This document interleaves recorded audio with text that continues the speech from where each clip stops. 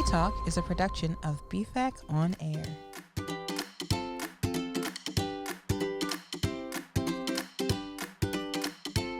Welcome back, everyone. Welcome back to We Talk. We Talk. Where Dominic and Jenna, we talk. And we haven't talked in such a long time. It has been a long time. I think it was Paul Reiser. The last time we talked. We didn't have Paul. We're like, we have nothing to talk about. But now we do. Now we do. Because today we talked to Steve Fossen and Michael Derosier. Oh, jeez. Of Heart. Yeah. Of Heart. Right? Is it kind of mind-blowing that we got a chance to speak with Heart? Like the rhythm section of Heart. Of Heart. Which is amazing. It really is, because that is, such an iconic group. Oh, yeah. From an iconic time. Maybe because of our age. Right. We're very, that 70s, 80s time period there. But I still hold fast to what I said in the episode, that Barracuda opening is probably one of the most iconic and well-known rock opening sounds that you can hear, and people from multiple generations are going to recognize it and know it. Yeah. I mentioned some 16-year-olds in my class were and like, the bassist and the drummer are Steve Fossen and Michael Derosier. Yes. Of Heart by Heart. Of Heart by Heart. So yeah, it was really awesome getting to talk to them and hear their story from being in Heart, and then kind of how they even got to, not even how, but how they got to Heart by Heart. That's right. Yeah, that's a very interesting story. Mm-hmm. And let's also remember that in this whole process and in that time frame there, they became inducted into the Rock and Roll Hall of Fame. So, just an incredible career. Yeah. And one thing that really kind of hit me, and of course, I hit the stop button. We record our interview, and I hit the stop button. And then we take off our headphones. People keep talking. And we got real comfortable, and we're just sitting here talking about some cool things that they were sharing. I need to just never hit the stop button. Yeah. Take off the head. Just keep recording. Yes, that's right. But what they were talking about was they care. Yes. About their audience. Mm-hmm. And the importance that they know that music and their music has on their audience, and the nostalgia it can bring up, and all of those things. I think it's incredible to have such respect for your craft and what you're doing. Yeah. Yeah. Yeah, they do. They have a lot of respect for it, and they keep it real. Totally. In every aspect, really, in how they're playing and in their story. It's just they're keeping it real and really wanting to be that for the people, and knowing that people care about it. Yeah. And so they want to have that and be that for them. Yeah. So you know what? Let's I guess we'll let you listen to them. Let's let them listen to them, right? Let's let our audience listen to them. I suppose.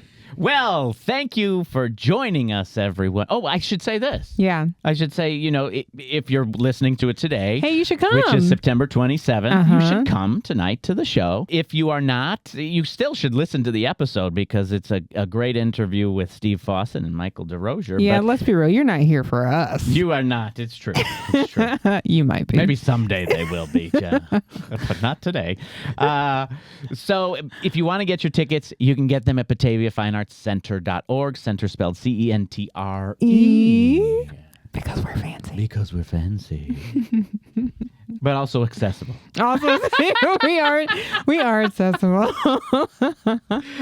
Well, let's let them listen to this interview. Thank you for joining us while we talk to Steve Fossen and Michael Derosier. You folks may not remember this, because I'm sure you meet a lot of people, but we have actually spent an amount of time together in the past already. I know you're looking at me blankly, right? I'm also looking at. I'm like, have you? We are old friends. And I'm sorry I didn't tell you, Jenna. Yeah. A couple of years ago, I was at a conference in Toledo, Ohio, because we all know if you're going to have a conference, Toledo, Ohio, It's a place to have That's it. a place to be. have it. Yeah. Great Lakes Museum. Yes, yeah. there's a lot of museums over in Ohio, Yeah. right? Well, maybe we'll talk about some other things over there too. But I was coming off the airplane, and they funneled us all because we had to land in Detroit to then be shuttled over to Toledo, and they just put me over with you guys to wait for a shuttle to take us over to Toledo, and we were just hanging out there in the corridor of the airport for like 20 minutes until they then separated us. They realized, oh, Dominic, you're a nobody. Please go away. No, we went to the powers that be and we said, hey, can somebody shut that guy up? Get him. Totally.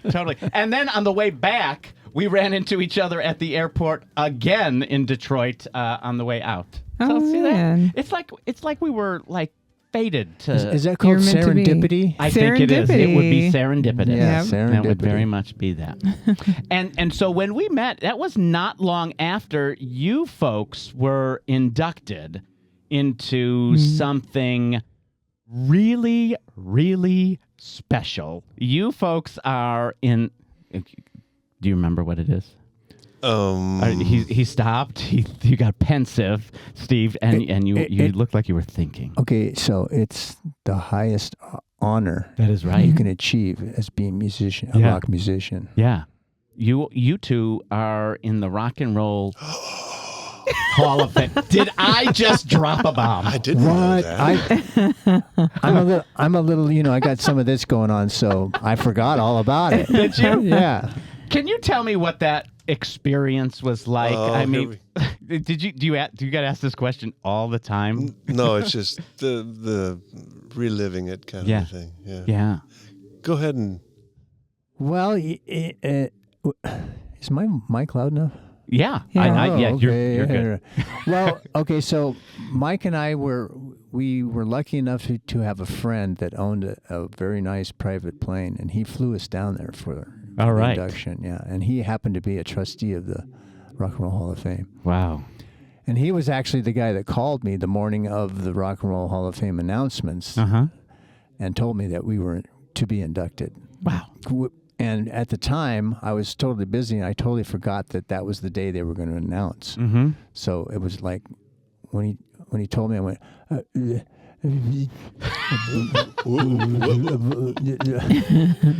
What goes through your mind when that honor, when you find out that's you, and you're going to be in? What would happen? I don't know. It just I felt like calling. Well, first of all, I think I called Mike. Okay. Did you soon. know he was inducted as well? We were nominated or what, so Okay. I knew that. Yeah. Well, I was a called. chance. I called. We called, and I said, "Yeah, we made it." So then I called Howard, and of course I called Summer to tell her, and she goes, "Oh, well, we got to go shopping." I mean, important things. Like, this is important. Getting all styled up. Yeah. Yes. That's it. Yeah. Yeah. How about you? It was surreal. Yeah. It was really cool in a lot of ways, but it was also really uncomfortable. Yeah. Okay. I don't want to drag the whole thing down, but it's you drag it anywhere it goes. yeah. Well, it was just weird because we hadn't played together for so long, Yeah. and for all of us to be playing together, just there was a kind of a vibe floating around that was a little, for me anyway, Yep. kind of uncomfortable. Yeah. And I just didn't know where it was going to go exactly, how it was going to be, but it ended up being, I mean, hanging with the guys was great. Yeah. Yeah. If that helps explain It anything does. about that. It totally does. No, that definitely makes sense. I pick up what you're putting down. So back in the day, Uh-huh. when Hart was touring, Mike and Howard and I, we were called the f***ing Rat f***ing Pack, That's great. You can bleep those words out. I can bleep anything you want me to bleep. But so we had this camaraderie and the three of us experienced things that no one else on earth has ever experienced. Basically, I mean, the three of us, we went through recording the album, touring with the album, and all the accolades and benefits that come with being a big rock star. Mm-hmm. Yeah. So let's talk about one of what I think, and you're the professionals here, so you disagree with me, but one of the most iconic things, the sounds that I think transcends generations, and people of almost every generation can identify the opening to Barracuda. I knew you were. You know, going to say that. It is on TV as we speak in a automobile commercial with Vikings right now.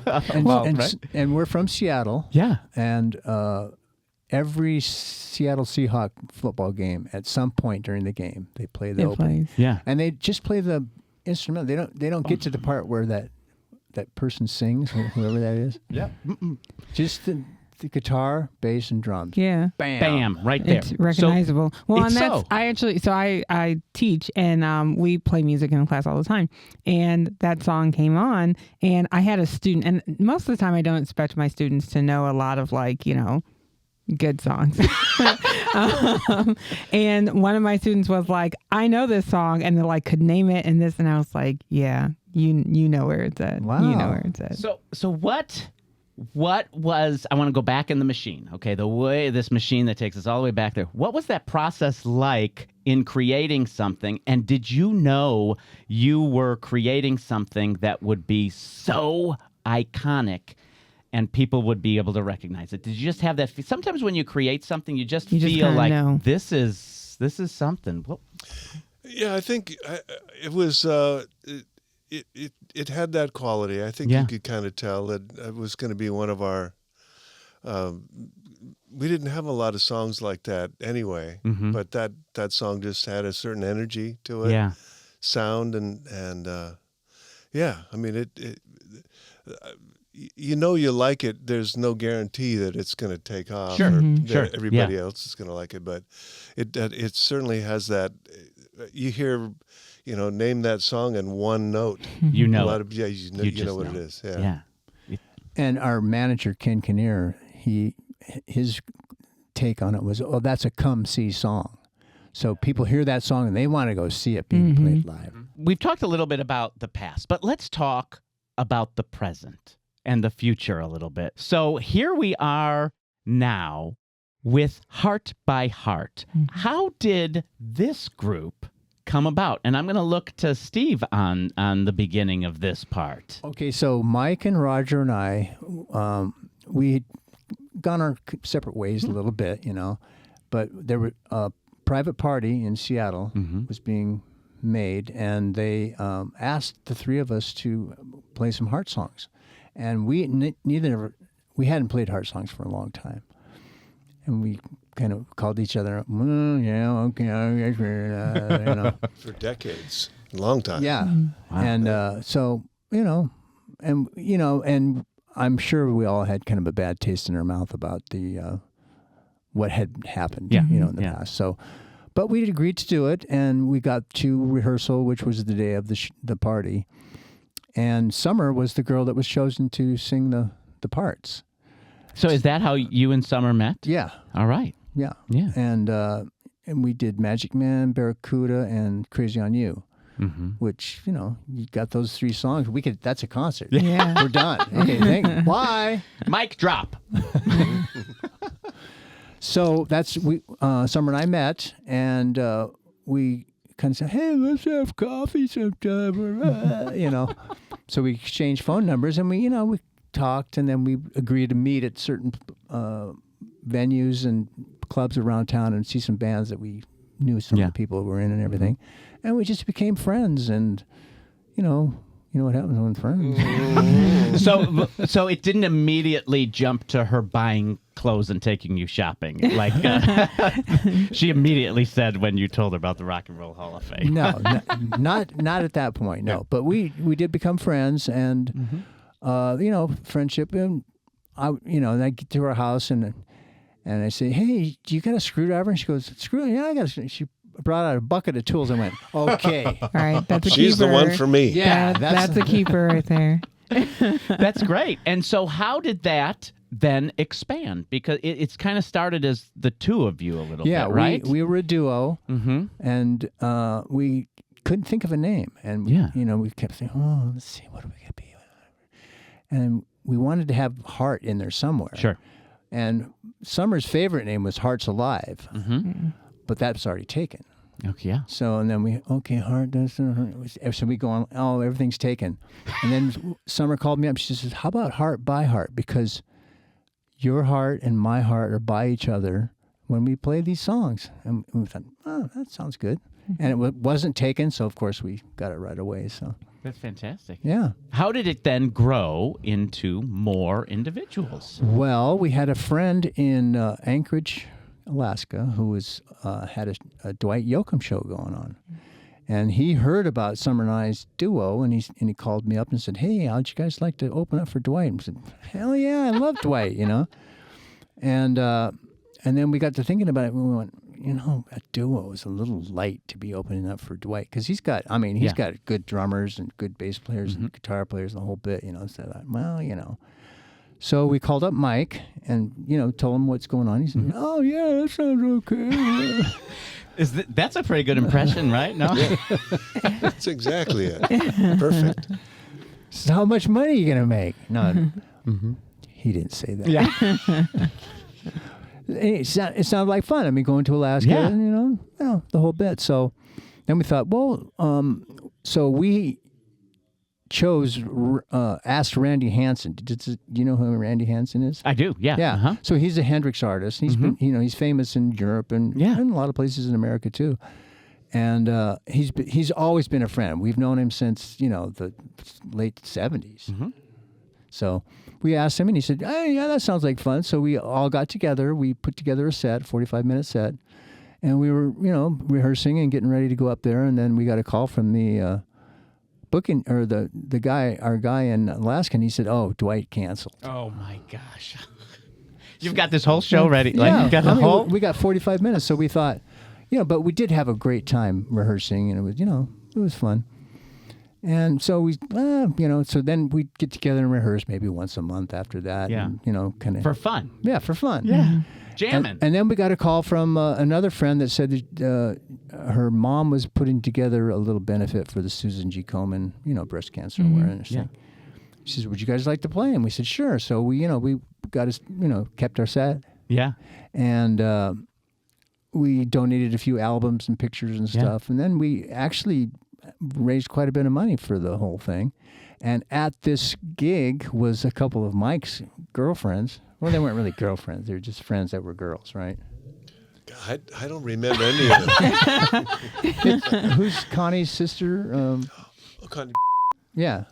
I shouldn't have said her last name. We can take it out. Oh, okay. Yeah. Anyway, her sister, she's kind of involved in the, with and she told Craig Cook, a booking agent, about us. Yeah. And, his ears perked up a little bit. Oh, yeah. So then we got a call from him a few weeks later. And he said, "Hey, how'd you like to play 4th of July at JBLM, which is the Joint Base Lewis McChord, which is near Seattle, or nearer to Tacoma?" We said, "Sure." So one thing led to another, and all of a sudden we're playing around Washington State a lot. Yeah. And of course, when you make a band, you make a website. Yep. And that website goes World Wide Web. It's amazing what WWW stands for at the beginning. So people on the East Coast heard about us, and so then we started getting calls from the East Coast, and one thing led to another, and bam, bam, bam, and here we are. So what was the year that you and Summer first got together? Well, we met in 2008. 2008. And it was February 21st. And now that's my daughter's birthday. And we got married 8 years to the day. After that, yeah. That's fantastic. Yeah. That's awesome. And here we are. so this is just a slightly over a decade that we've been heart by heart. Yeah. And I saw you guys in that same place in Toledo when I was there. I saw you folks perform, and man, when you are on that stage, it is you are having so much fun. How do you have fun doing what you do today? Being so old. That is not what I was saying. Well, I was even thinking like after all that time, like it's, you guys, this is a lifetime of things, of performing that you're doing. And I know sometimes things can get monotonous, but like seeing like the fun you were saying and excitement, like how do you keep that up? And like, what's the best part about being up there on stage? Yeah. Playing with the people, still trying to grow as a player. It's good. Health-wise, it's good. It's good for you. Yeah. I think, even though sometimes it doesn't feel like it's good for you. The travel part. But I think Mike and the songs, playing the songs, and it feels like it's the first time you're doing. Sometimes and it goes the same way with any kind of art. If you're doing a theater show or you're doing a piece of music or something, keeping that to be new for the audience, because although you've done it many times, it could be the first time someone is seeing that live, and that is impressionable and important to that person. You know what I mean? Well, we're still a garage band. We rehearse in a garage, and we do rehearse. I mean, we just don't take it for granted. We get together and rehearse, and we talk about maybe arrangements and stuff like that. But we always try to outdo what we did last week or the last gig or whatever. Yeah. And I don't know, it kind of works in a way. Yeah. I also direct as well, and I always say something similar. After we run something, that is the worst you do it from now on. Try something new next time. Grow with it a little bit. It's never that again. It's something different. It's new. It grows. It moves. It evolves. It's an art that people, Yeah, we while maintaining the song, I mean, that's part of, we want to be authentic about what we present. We want it to, we don't want people to wonder, what song is this? So I heard crazy something. I don't know, is that crazy?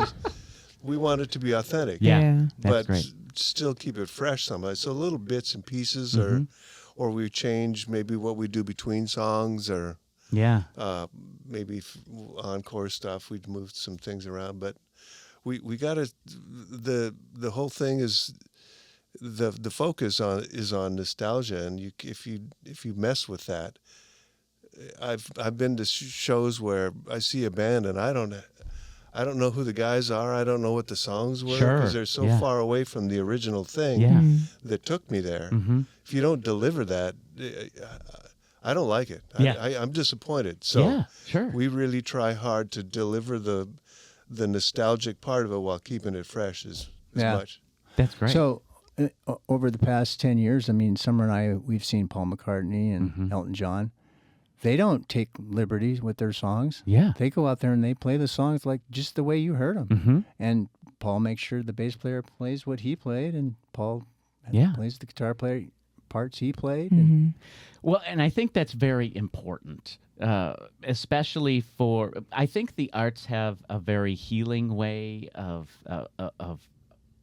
acting upon people, and sometimes that nostalgia and that remembering and putting yourself back to when you did hear that song, or you remember this, or you feel a certain way. And so when people come and they listen, they feel those things again, because the brain is connecting their past to this moment they're in right now. It brings them joy, and they then leave and they're breathing differently. Exactly. And and that's what you guys do.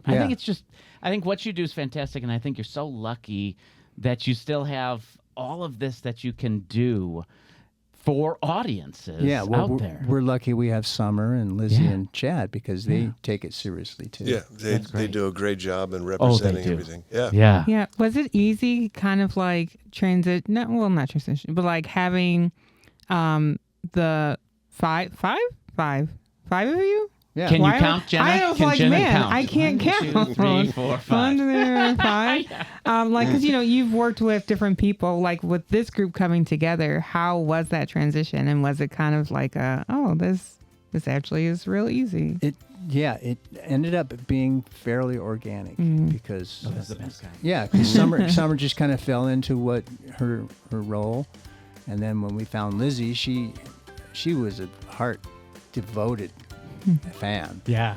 And so we did one rehearsal with her, and a week later she did a gig with us. Yeah. She was that Wow. into it. Yeah, she That's was really cool. good.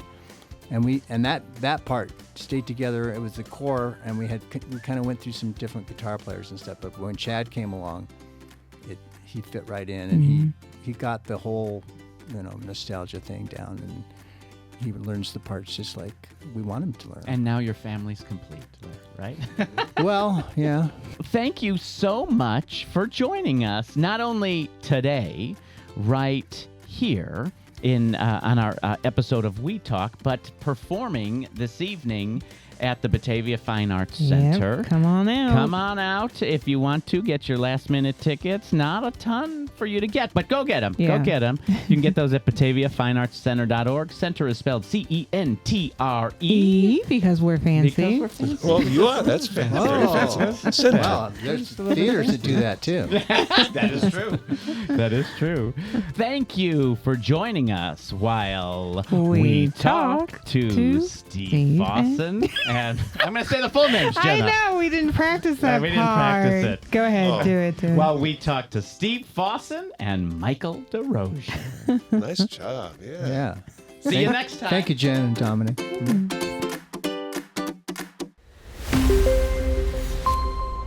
We Talk is a production of BFAC On Air.